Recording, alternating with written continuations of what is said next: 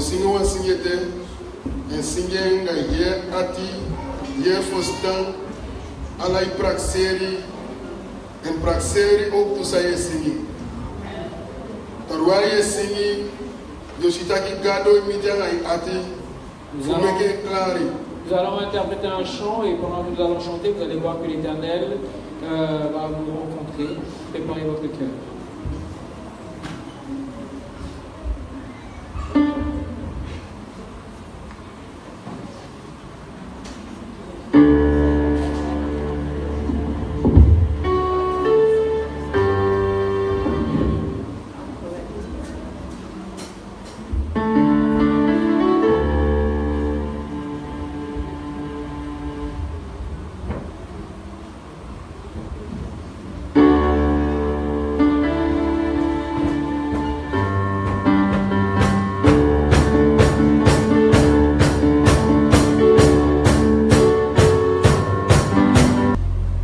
Gado e cariune, gado e cariune, mi want for pleasure, mi want for pleasure, my fair man in the big gado, gado e cariune,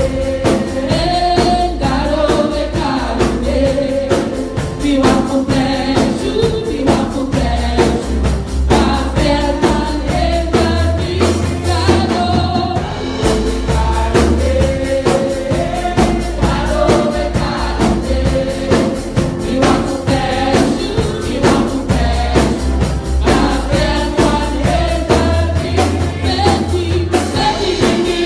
Oh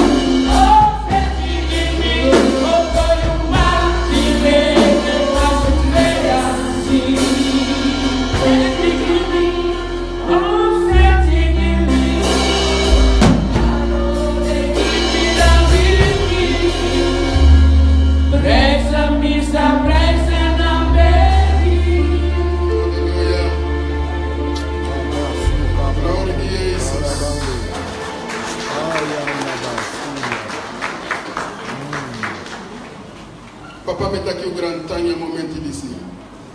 Il a né un fouillé essence. Il déjà bakati de mantendo Canada. Nostra sanigaro ma fouillé yugotu. Yugotu ye chaiwi kona pasi. Yugotu ye soru forme libi. Yugotu masaje sekawi. Fuka michanga yu. Tide mantengado. Le temps pour y assommer ça les bons instruments. Pay sa woko do. For continue you follow, so that you follow sa on fang masa in the name of Jesus.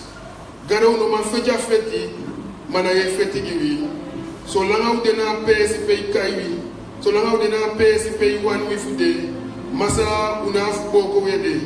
Na ye tek abra and na ye winya feti giwi. Masa tudu suyari pasa, ivini kaba and we e waka nya wini. We praise you and we give glory. We give grand time if we go to the mountain. We give grand time in God of Canadian Friday. We give grand time in myself the Ati, Diose Capoti, Clary, Fika Wokoto. We give grand time and we give glory for that in the name of Jesus. Grand time in myself. Amen and amen. Jesus will applause grand time. Acclamez l'Éternel, merci au groupe de louange. We are praising one another. Acclamez l'Éternel pour le groupe de louange aussi. Vous savez, quand vous tenez devant les gens dans les chaises, se disent que c'est pas une chose importante. Mais quand une personne est appelée à venir devant, la personne voit qu'elle comment c'est. Vous savez, quand on joue au football, et quand vous êtes assis à côté, vous commentez, vous critiquez. Ah, il aurait dû marquer. Ah, il a mal tiré. Mais allez sur le terrain.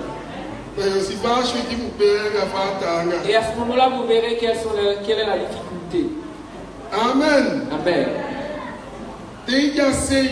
Une fois que vous êtes à côté, vous voyez marquer les buts. Mais là, c'est avec la bouche que vous marquez ces buts. Mais allez sur le terrain pour donner des coups de pied. Pour marquer les buts, pour voir quelles sont les difficultés. Amen. Amen. Nous tous ici, nous avons déjà vu un match. Et nous pouvons dire à quel point c'est agréable de regarder comment on voit comment c'est facile de tirer pour marquer. Mais une fois que vous êtes sur le terrain, c'est là que vous pourrez voir tout ce qui se passe. Amen. Amen. Quand vous êtes dans les chaises, vous voyez comment est-ce que vous auriez mieux fait. Mais une fois que vous devez passer à la manœuvre, vous voyez assis, vous ne tremblez pas.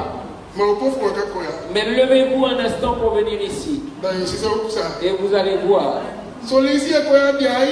Parfois vous venez ici, vous devez prendre courage, faire semblant.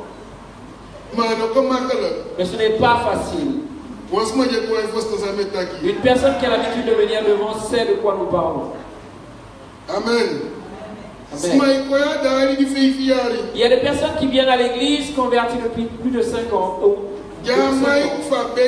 Donnez-lui juste un instant le micro pour que la personne prie. Et la personne peut expérimenter les difficultés. Mais quand la personne est seule à la maison, la personne prie pendant toute une heure. Mais pour prier en public, donnez-lui le micro. Et vous allez voir. On aurait dit que toutes les paroles s'enfuient, se cachent. Ce n'est pas chose aisée, facile, de se tenir devant un public afin de parler. Dieu doit vous venir en aide. Amen. Amen. Aujourd'hui, j'ai vu quelque chose et cela m'a agréé. Et nous allons prier que une fois que celui-ci va passer, l'autre ne doit pas durer aussi longtemps. Là où je suis assis là.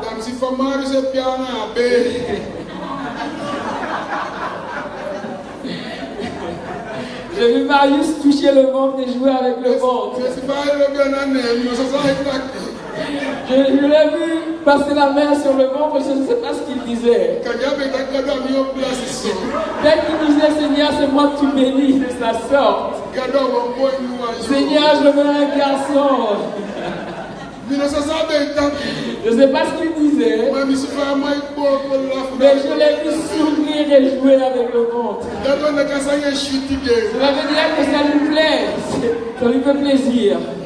Amen, et cela m'a plu. Amen. Amen. Et nous allons prier qu'une fois que la femme accouchera, que l'autre, le prochain bébé ne dira pas aussi longtemps avant de venir. Amen. Amen. Et aussi, ça fait plaisir de voir la femme ainsi. Amen. Amen. Je suis content. Amen. Amen. Amen. Nous allons dans la parole.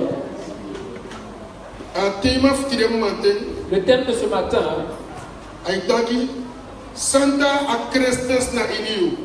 dit sanctifier le Christ en vous. Dis à ton voisin, sanctifie le Christ en toi. Vous savez, cette année, au début de cette année, nous avons mis un thème. Et le thème disait nettoyer le temple. Nettoyer le temple. Le temple qui est votre corps. Et le thème, on l'a traité pendant toute la, a été mis pour toute l'année. Et on aurait dit que au début de l'année, nous en avons parlé. Mais arrivé à un moment donné, on aurait dit que ça s'est estompé. Et jusqu'à la fin de cette année, nous nous posons la question. Le temple a-t-il été nettoyé? Pose la question à ton voisin. Le temple a-t-il été nettoyé? Ou le temple s'est détérioré? Le temple s'est-il nettoyé? A-t-il été nettoyé? Ou le temple, l'état du temple s'est dégradé? Un texte en Apocalypse dit ceux qui sont saints deviendront de plus en plus saints. Et ceux qui sont souillés seront de plus en plus souillés.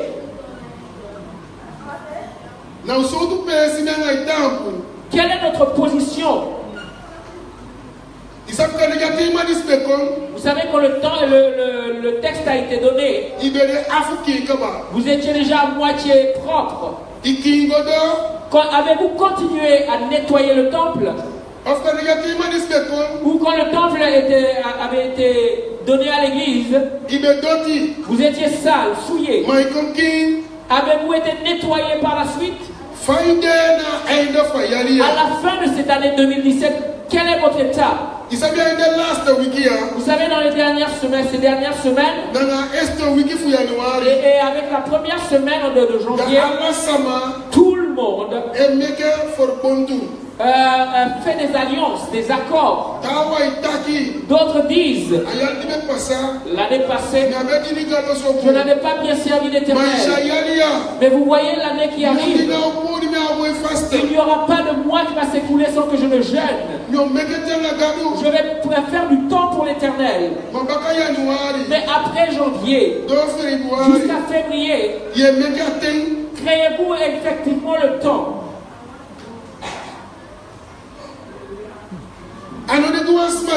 Ce n'est pas pour une personne seule, c'est pour tout un chacun, tous. Vous savez, dans ce mois, il y a beaucoup de personnes qui nettoient leur maison, leur demeure au courant de cette année. C'est cette année que la personne arrange les choses.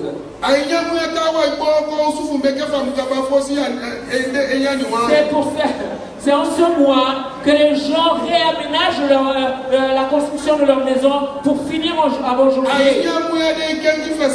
C'est en cette année, en ce mois, que les gens changent les rideaux de leur maison. C'est cette année que les gens mettent les vieux frigidaires à l'extérieur. C'est en ce mois-ci que les gens mettent leurs vieux divans à l'extérieur. Tout change. Parce que quand les gens viendront, ils doivent voir que la maison a été réaménagée.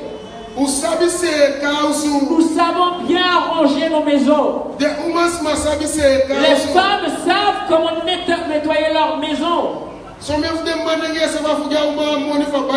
Et les hommes savent débourser pour que la femme arrange la maison comme il le faut. Mais qu'en est-il de la maison, la demeure de l'Éternel? L'avez-vous arrangé? Vous savez, la Bible nous montre que le corps, c'est un corps dans lequel nous vivons. Mais ça ne nous appartient pas. Le corps appartient à Dieu. Et le corps de Dieu, là où Dieu demeure, vous et moi, nous sommes comme des autres, nous sommes comme des surveillants et des gardiens. Vous êtes dans le temple, le corps. Mais c'est le corps à Dieu. C'est la demeure de Dieu. Et là où demeure Dieu, doit être nettoyé, doit être pur, doit avoir un doux parfum. Les choses doivent bien s'y dérouler. Et en Acte 17, dans le chapitre verset 24, la Bible dit, Dieu le Seigneur ne vit pas dans les choses faites de main d'homme. Dieu ne réside pas dans une chose faite par la main de l'homme. Mais Dieu réside dans l'homme qu'il a fait, qu'il a créé lui-même. Dieu demeure en vous et en moi. Et pour que Dieu vive et demeure en vous et moi, nos demeures, que nous sommes là en tant que gardiens, nous devons bien l'aménager, l'arranger. Dis à ton voisin, arrange la demeure de Dieu. Vous savez, quand quelqu'un vous visite, comme nous invitons les gens à venir prêcher, nous cherchons la meilleure des chambres possibles pour la personne. Même si la personne va venir chez vous pour dormir, vous allez chercher le meilleur drap. Et vous allez le mettre sur le lit. Et vous allez nettoyer la chambre. Et vous allez mettre les doux parfums dans la maison. Alors que ce n'était pas une habitude pour vous. Mais parce que vous voulez que la personne se sente à l'aise. Et que ça soit confortable et que la personne se sente bien comme à la maison. Et afin que quand elle repart, qu'elle puisse dire, j'étais content de l'accueil qu'on m'a donné. Là où je dormais était un endroit un nid douillet, excusez-moi.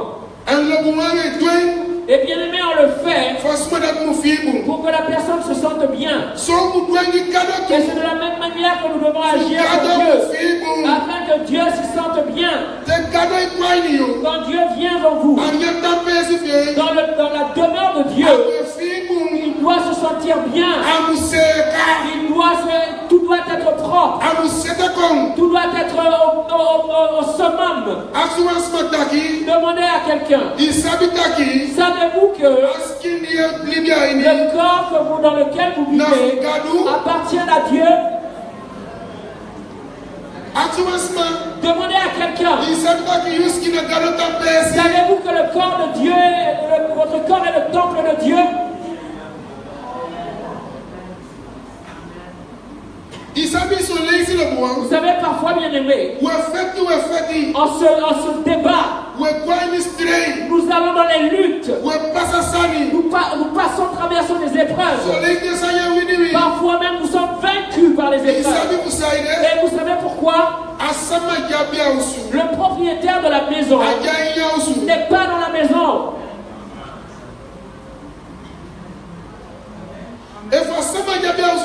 Si le maître de la maison y était, il aurait combattu lui-même afin que sa maison ne soit pas détruite, afin que sa demeure reste intacte.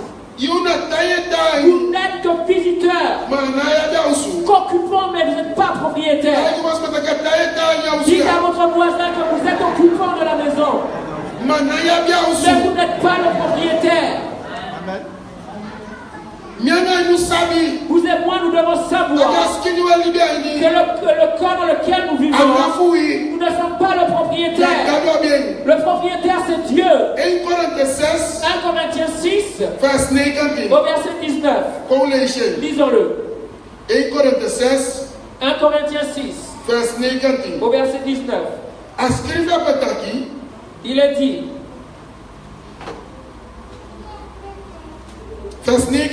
le verset 19.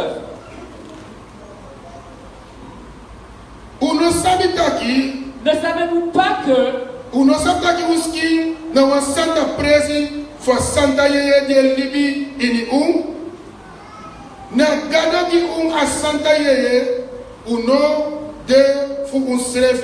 ne savez-vous pas que votre corps est le temple du Saint-Esprit qui est en vous, que vous avez reçu de Dieu et que vous ne vous appartenez point à vous-même.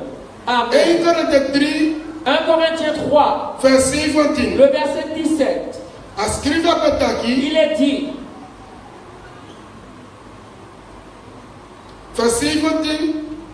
le verset 17.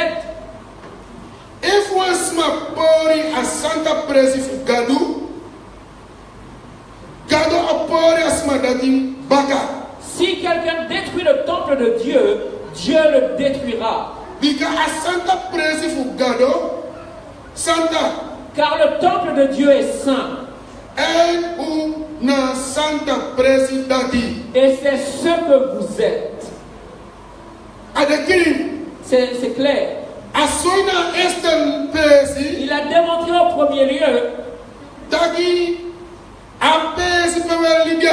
que là où nous vivons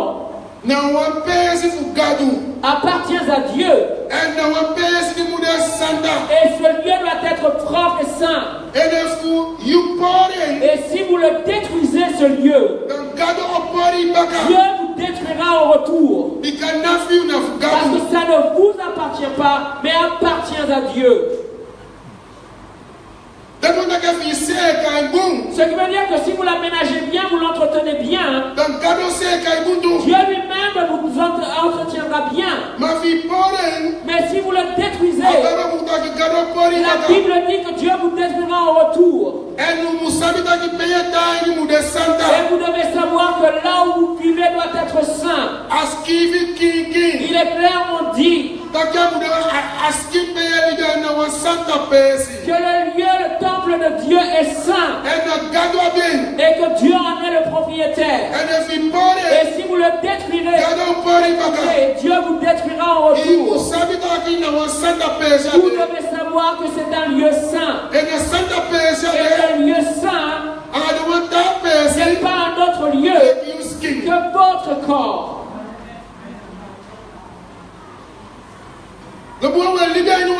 Bien-aimés, nous vivons dans un corps. Nous l'entretenons. Mais nous n'aimons pas ce corps. Tout ce que vous pouvez faire, vous devez l'arranger pour que ce soit au meilleur de sa forme. Pour son propriétaire. Vous savez, quand un soldat veille pour un roi, Quand il veille pour le roi, pour que le roi ne meure pas, pour que personne ne puisse faire atteinte à sa vie, il garde la vie du roi afin que personne ne puisse lui faire du mal, du tort, l'affaiblir. Il veille sur le roi afin qu'on ne puisse pas dérober les richesses ou dérober le roi, kidnapper le roi. Pourquoi? Parce que le roi c'est lui qui dirige le pays. C'est l'administrateur du pays, c'est lui qui a le dernier mot. C'est lui qui décide de ce qui va se passer. C'est le roi qui donne les ordres de ce qui doit se passer dans la maison. Vous n'êtes que garde du corps ou gardien. Pour que d'autres personnes ne viennent pas faire atteinte à la vie du roi. C'est ce que vous et moi nous sommes dans le corps. Nous sommes des personnes qui veillent sur le corps afin que personne ne puisse faire atteinte au corps de Dieu. Nous ne sommes que gardiens. Dis à ton voisin que tu n'es qu'un gardien pour le corps. Vous savez, bien aimé, je ne veux pas prêcher trop longtemps, mais je voudrais que ce soit clair. En Marc 4, nous allons le prendre comme le dernier passage. Au chapitre 35 jusqu'à 39. Jetons un coup d'œil. Lisons-le. Marc 4,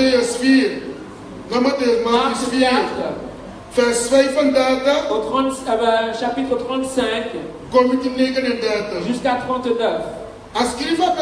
Il est dit: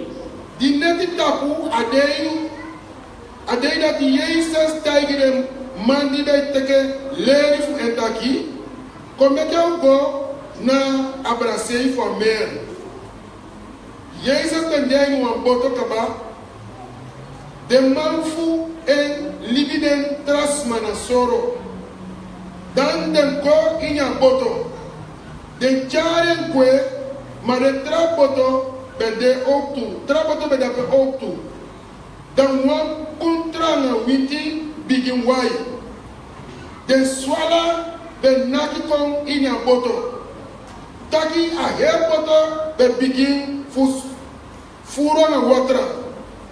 Ma Jezus bedidon nana en ede takwan kunsu esribi na bakasi for boto. De mango weekend dan den accent taki meester yunabi busy taki wededeno. Ma Jezus opot dan abari a winti funo waimo. En a taiga wata taki a nofo. No second more. Dan a windy tapu fuwai and ala sani kontiri.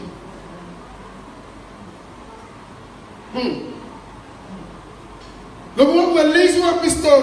Bien aimé, nous lisons un passage. Et cette histoire, vous savez, quand le roi est dans sa maison et qu'il sait qu'il a des gardiens, des vaillants guerriers, qu'il ne se préoccupe pas de grand chose, il peut s'endormir comme il doit se faire. Il se repose et s'endort comme il se doit. Parce qu'il a confiance en ses guetteurs, ses veilleurs. Dieu a confiance en vous et en moi. Et c'est pourquoi il nous a donné ce corps, afin que nous l'occupions. Et bien aimé, Jésus savait que c'est les les gens dans l'embarcation, c'était les pêcheurs, les hommes qui savaient comment conduire une embarcation. C'était les hommes d'expérience qui allaient dans l'océan depuis de nombreuses années. Donc ils n'avaient pas à se préoccuper. Ils pouvaient s'endormir calmement. Parce qu'ils connaissaient les hommes à l'embarcation. Je vais vous dire, bien aimé, quand le roi se lève dans sa maison, il se lève avec autorité, et il se lève avec puissance, et il se lève dans toute son autorité. Vous savez, quand le roi se lève, c'est comme le grand monde. Jésus se lève. Tous les comités, les hommes de parole, les généraux doivent se taire. Et encore les capitaines, ils ne doivent plus rien dire. Parce que le grand monde, celui qui a le dernier mot à parler, quand le roi se lève, il se lève dans toute sa puissance et dans toute son autorité. Et bien aimé, pendant que Jésus dormait, il avait fait confiance aux hommes dans l'embarcation.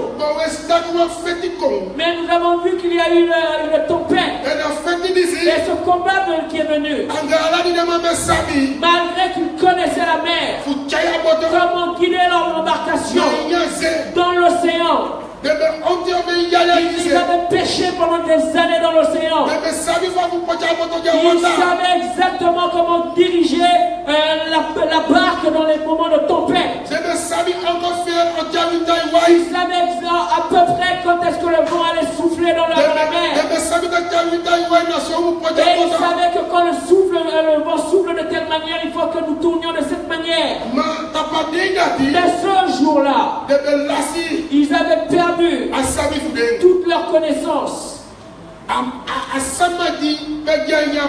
La personne dans l'embarcation, qui était le propriétaire de l'embarcation, qui devait emmener cette embarcation à son bon terme, devait se lever. Vous savez, parfois quand les choses sont intenses, c'est le roi seulement qui peut intervenir. C'est le roi seul qui doit se lever. Bien aimé, je voudrais vous dire, quand le temple est arrangé, le combat peut être aussi grand et rude qu'il se doit. Mais le propriétaire, rien ne peut le renverser, ne peut le vaincre. Le propriétaire du temple, rien ne peut le briser. Il ne peut être déchu. Il en est puissant. Il a l'autorité afin de faire des brèches. Bien aimé, je voulais vous dire que dans votre vie, si Jésus est dans votre vie, le combat peut être rude, le combat peut être rude, peut être le méchant. C'est quand le propriétaire de la maison se lève, il n'y a pas de soldat qui puisse le tenir, il n'y a pas d'autorité qui puisse le retenir, il n'y a rien qui ne puisse le retenir. Tout doit se prosterner. Pendant que Jésus se lève, il a dit au vent, il a dit à la situation, tais-toi. Il a dit au vent, il en est assez. Il a dit à la mer, il est comme le problème dans votre vie, il est comme les soucis de votre vie, il en est assez. Tais-toi. Il en est assez. Tais-toi.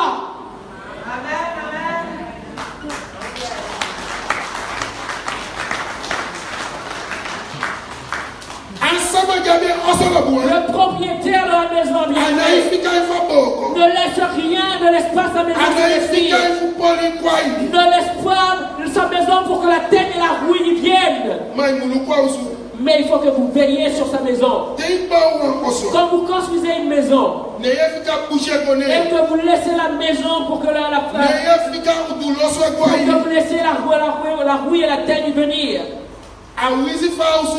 Quelle que soit la beauté et la maison, la qualité de la maison, cette maison sera rapidement détruite.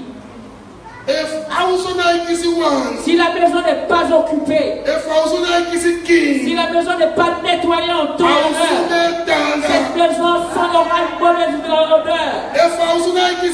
Si la maison n'est pas nettoyée, si la maison n'est pas éclairée, les choses souligneront et défecteront.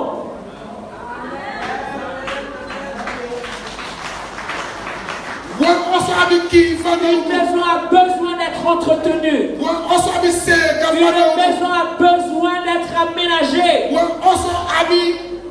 Une maison a besoin d'être nettoyée.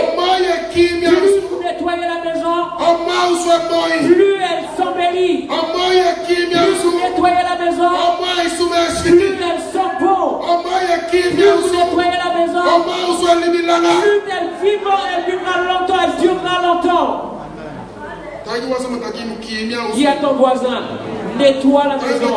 Dis à ton voisin de nettoyer sa maison. Si vous voulez que la maison sente bon, nettoie-la.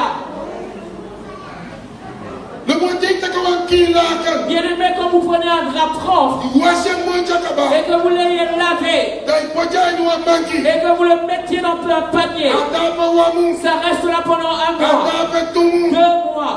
Quand vous allez le prendre pour votre couche, elle aura une autre odeur. Plus qu'un autre odeur que le jour que vous avez plié. Pour que le drap sente bon, ne le laissez pas là trop longtemps. Vous devez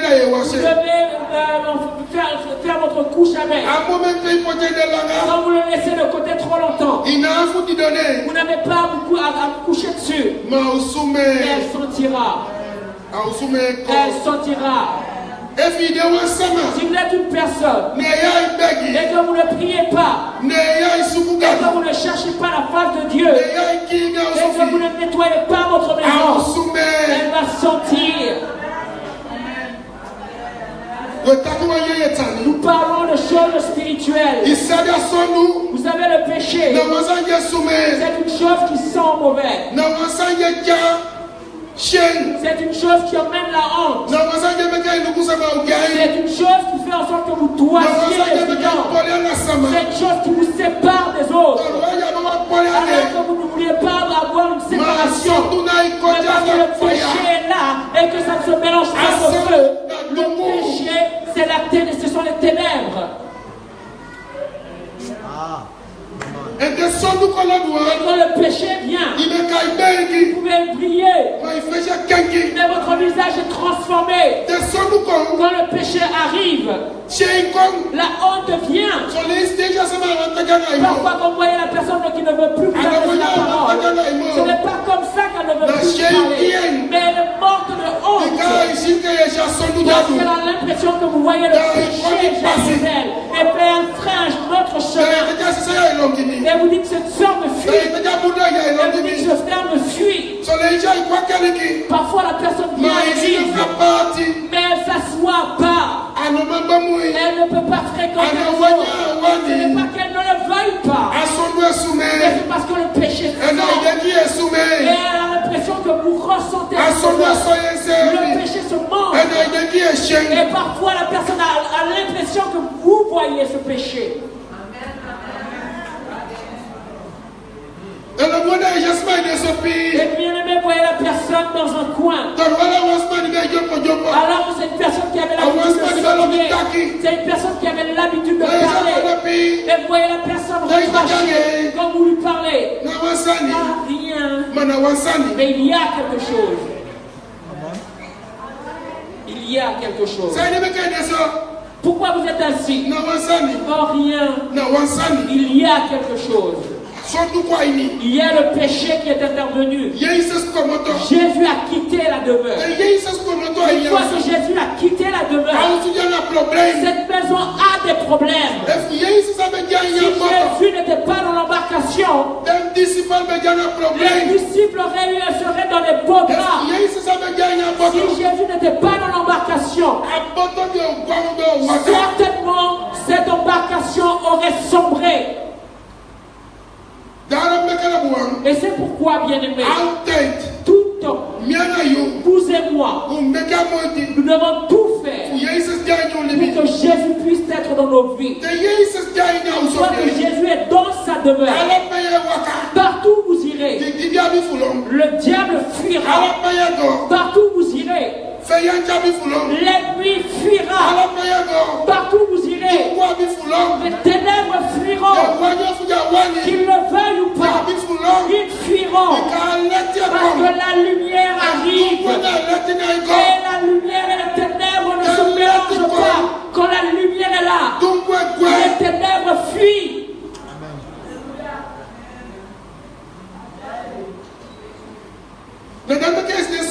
Et c'est pourquoi vous voyez les gens que le péché persécute. Il vous fuit.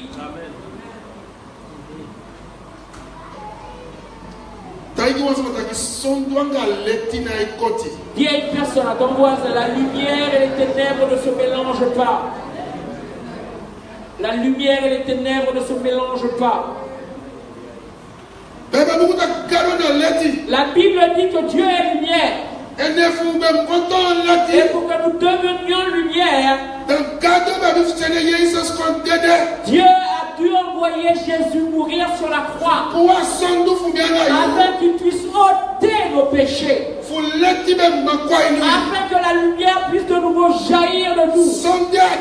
Et sans la mort de Christ Jésus, nous et moi, nous ne pouvions devenir lumière parce qu'il y avait le péché en nous. Et le péché faisait un chemin, ferait un chemin, fuyait la lumière.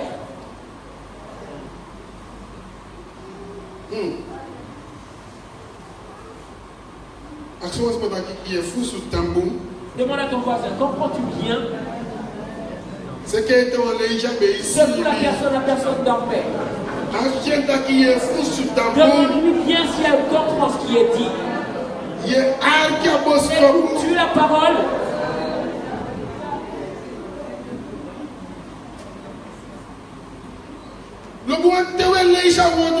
Bien-aimé, quand nous lisons la parole de Dieu, le combat ne m'appartient pas. C'est vrai. Mais est-ce que Jésus a l'opportunité d'être dans le combat? Jésus occupe-t-il la maison? La Bible nous dit, quand une personne est propriétaire d'une maison et que le propriétaire occupe sa maison et qu'elle a compris que des voleurs viendraient dans sa maison pour dérober pendant la nuit, ce propriétaire-là ne dormirait pas parce qu'il guettera et il veillera sur sa maison pour que le voleur n'y entre pas. Et si quand même le voleur voudrait y pénétrer, Frère Jean, si le voleur veut y entrer, il faudrait que ce voleur soit plus fort et robuste que le propriétaire pour qu'il puisse l'attraper, le lier. Et c'est seulement à ce moment-là qu'il pourra dérober les choses dans sa maison. Demande à ton voisin, qui peut lier mon propriétaire, lier le propriétaire de ma demeure.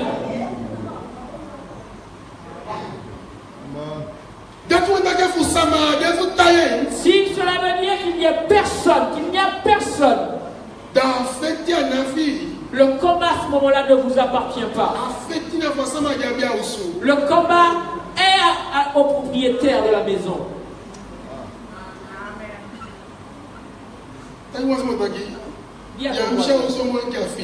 Ne te vois plus comme propriétaire de la maison. Il y a des personnes qui disent parfois, c'est mon corps, j'en fais ce que je veux. Ils disent même à leur conjoint, ceci c'est mon corps, j'en fais ce que je veux. Si tu veux, tu peux partir.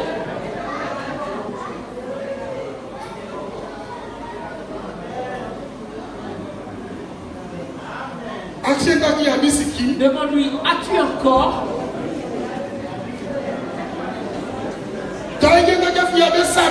Dis-lui si tu ne le savais pas. Sache-le, ce n'est pas ton corps. C'est la demeure de Dieu.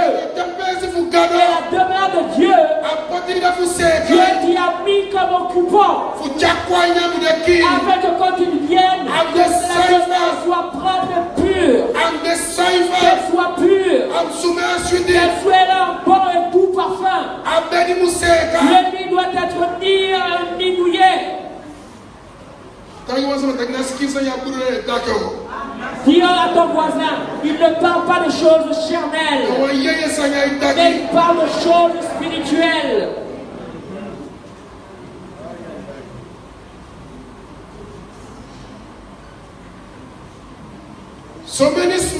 Beaucoup de personnes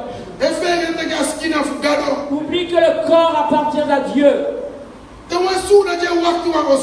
Quand un soldat veille, guette pour une maison, il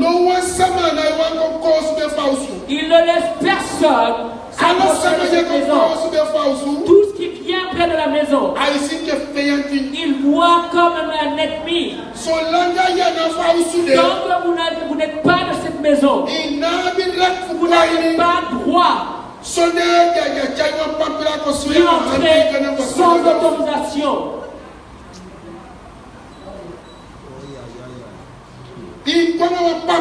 Vous êtes obligé d'entrer dans une maison avec une autorisation, avec une lettre scellée, avec la signature du roi, avec le sceau du roi pour dire j'ai rendez-vous avec ce roi. Et seulement à ce moment-là, avant qu'il t'envoie dans la maison, pour sa responsabilité à lui qu'il a roi en tant que roi, afin que personne ne puisse atteindre à la vie du roi, porter atteinte à la vie du roi, il va d'abord se renseigner. Seigneur, au roi, viens-vous rendez-vous avec telle personne. Si le roi dit oui et valide, à ce moment-là, il vous laisse entrer.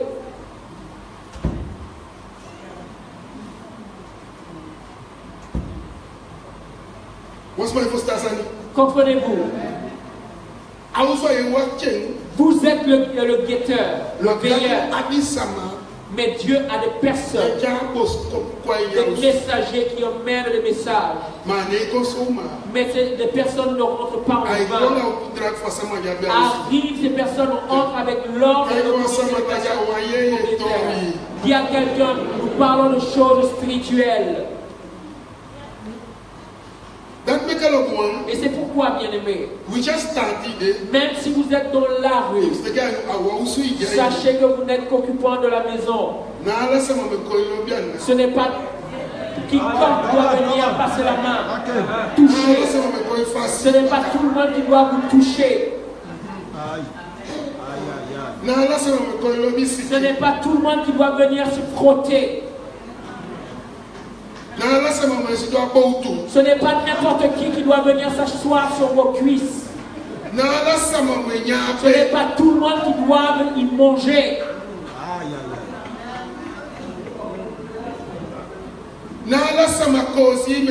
Il ne porte pas la vie de n'importe qui. Le roi ne porte pas n'importe quel vêtement. Le roi ne mange pas n'importe quel mets. Ce n'est pas n'importe qui donne des mets au roi.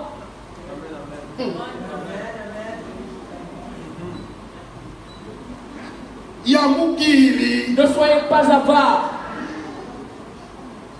Si vous êtes trop gourmand, vous allez consommer de la sorcellerie. Vous parlez de choses spirituelles, bien-aimés. Vous savez, parfois, quand l'ennemi veut te tuer, il te donne de la nourriture. Viens prendre un jus. Mais pourquoi te donne-t-il ce jus-là? Si vous êtes trop gourmand, vous allez courir prendre. Savez-vous s'il avait déjà mis quelque chose du poison ou autre?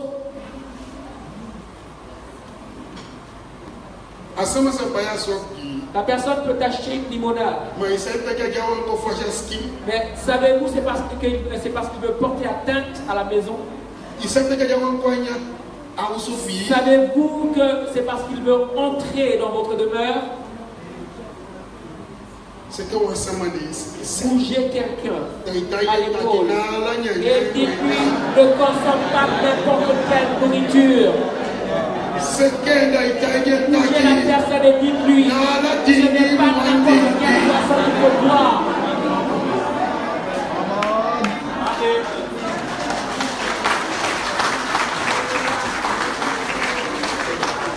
Il y a un autre voisin de l'autre côté.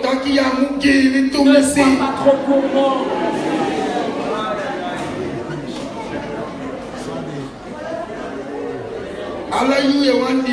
Vous voulez tout boire. Si vous voulez boire autant, faites en sorte d'avoir toujours de l'argent. Il y a beaucoup de personnes qui on parle comme si on avait des chrétiens, mais il y a des chrétiens, il y a des païens, des non-convertis.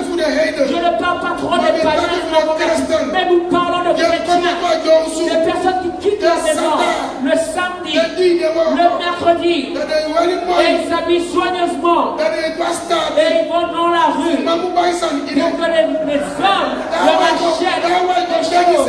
D'autres vont même demander, oh tu sais, je te connais, achète-moi à boire, je te connais, achète-moi le bière. Ne soyez pas trop gourmand, vorace.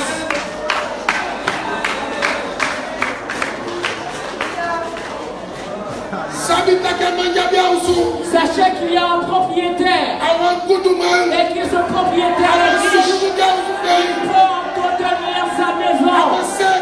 Il peut aménager sa maison comme il le souhaite. Il doit faire seulement l'entretenir, et une fois que tu l'as entretenu, lui on fera toute chose pour que la maison soit entretenue. Ce n'est pas ta maison. Sache que ce n'est pas ta maison. Et si tu sais que ce n'est pas ta maison, le propriétaire de la maison l'entretiendra bien. Il mettra ceux de la maison à besoin. Le propriétaire sait ce dont la maison a besoin. Sache que tu n'es qu'occupant, tu n'es pas le propriétaire. Que Dieu vous bénisse.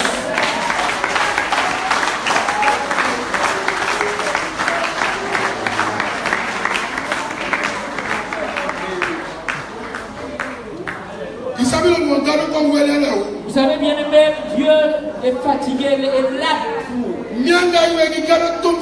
Vous et moi, trop souvent, Dieu a honte à cause de nous.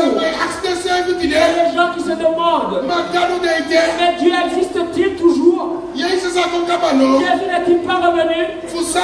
Pourquoi? À cause de vous et de moi, à cause de la vie des filles que nous amène une vie trop pauvre, une vie qui ne correspond pas à la vie chrétienne, à Dieu. Quand nous disons mon Dieu est grand, et les gens nous regardent, et il a une cri de douleur, et il est dans la misère. Les chrétiens doivent venir sortir et aller voir des païens pour aller leur demander de leur prêter de l'argent. Pour la personne est dans la misère et le païen vient pour la gros mots.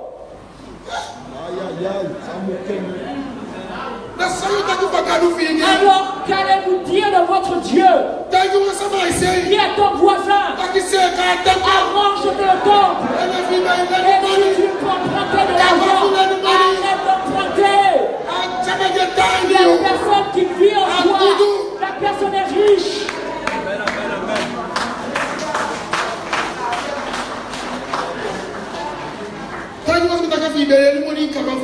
Dis à ton voisin, si c'était ton habitude, arrête de le faire.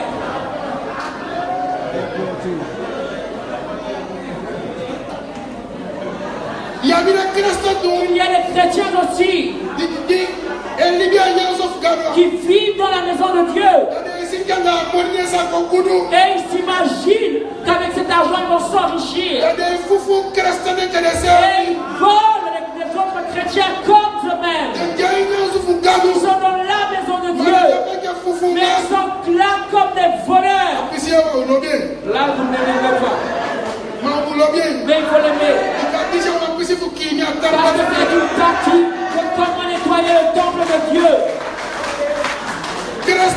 Il y a des chrétiens qui doivent avoir une autre personne comme lui-même, qui garde sa carte de la poste pendant 5 ans, pendant 10 ans. Et la personne n'est même pas assistée par le sort de l'autre personne. Quel genre de chrétien es-tu? Quel genre de chrétien es-tu? Je ne sais pas s'il y en a ici, mais Dieu l'a mis sur mon cœur afin que je vous le dise. C'est pas de cette manière que vous devez gagner aujourd'hui. Celui qui vit en vous, il ne veut pas de cet argent.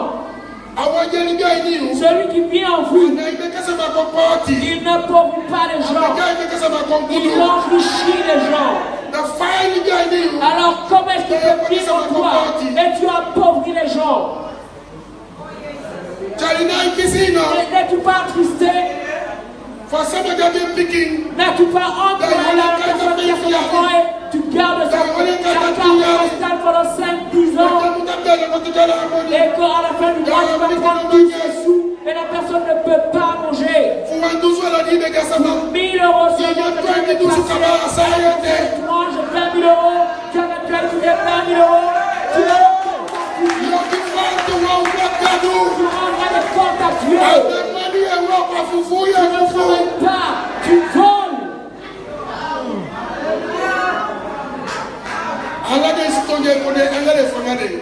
Toutes les prières que vous lancez, l'Éternel Dieu envoie les anges pour les attraper. C'est quoi la tristesse? Le temple dans lequel que tu es. Tu sais que ce n'est pas ton temple. Vous savez que l'homme qui vit en toi est riche. Tu sais que l'homme qui vit en toi pourra t'entretenir. Avant même de faire ce travail, tu ne mangeais-tu pas? Ne t'habillais-tu pas?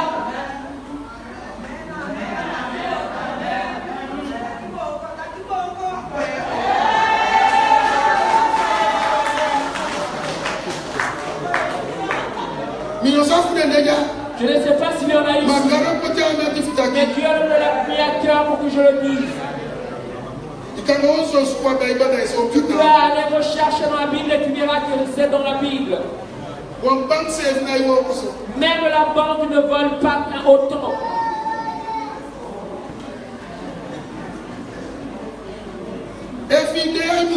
Si vous êtes là, arrêtez. Ramène leur carte postale, leur carte bancaire. Vous avez trop consommé cet argent. Dieu te demandera des comptes. Je ne parle pas des païens, mais je parle du chrétien. Un chrétien qui doit être attristé par le sort des gens. Un chrétien qui doit aider. La Bible dit, je pense que ça doit se tenir en Romains 10, si je l'ai bien.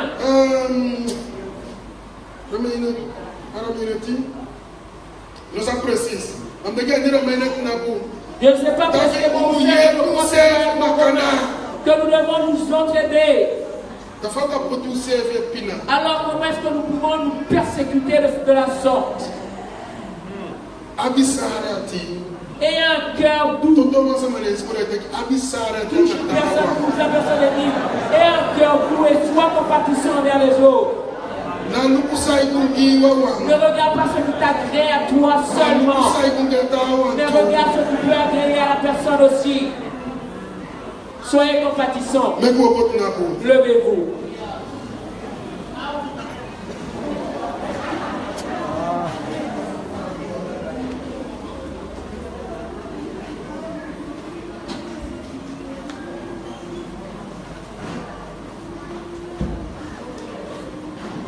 Nous invitons le groupe de louange à venir.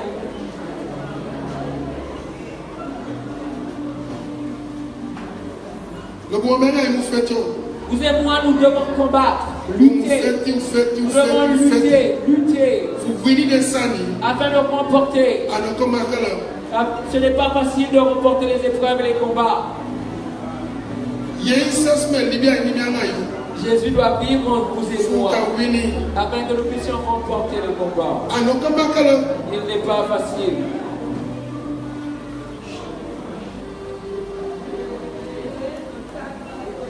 Alléluia. Alléluia. Gloire au Seigneur des Seigneurs. Adorez Dieu, louez-le. Tu es maître. Tu es Dieu. Tu es le Sauveur. Oh God, na you kisi glory, na you kisi praise, na you kisi beginning. Oh God, na you masra. You make a beginning, crying, you make it beginning. You name me open hey. Jehovah Shammah, Jehovah Rapha, Jehovah Sekenu, Jehovah Adonai, Jehovah Nissi. I got of glory, I got of glorified, I got of Gaza, I want you to Nati, I want you to be, I want you to carry, let it go, let it pass, I want you to carry, let it fall this one, let it happen, I want you to carry, let it go,